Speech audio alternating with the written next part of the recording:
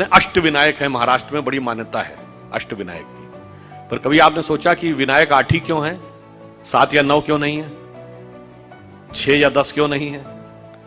हमारे यहां कोई भी चीज बगैर कारण के नहीं है, बगैर तर्क के नहीं है।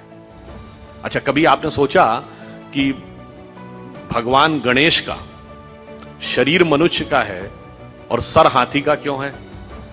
और उनका सर काटा क्यों गया? सर हाथी का क्यों है, सवारी चूहे की क्यों है?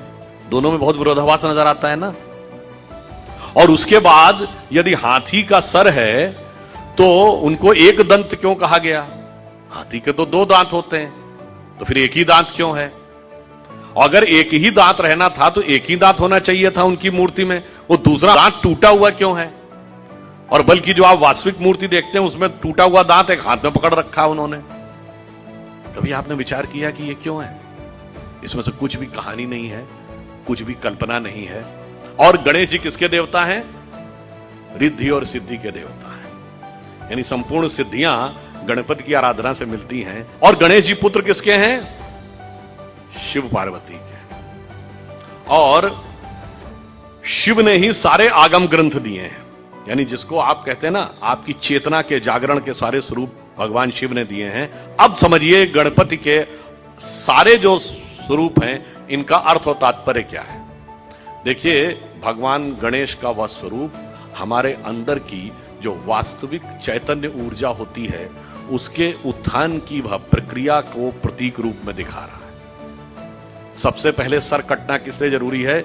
वह आप अंदर की यात्रा करके अपनी कुंडलनी शक्ति को तब जागृत कर सकते हैं जब पहले आप अपने अहंकार को नष्ट करने में सफल होते हैं। तो आपका सर कटने का स्वरूप प्रतीक ये है। दूसरा, हाथी का ही सर क्यों है?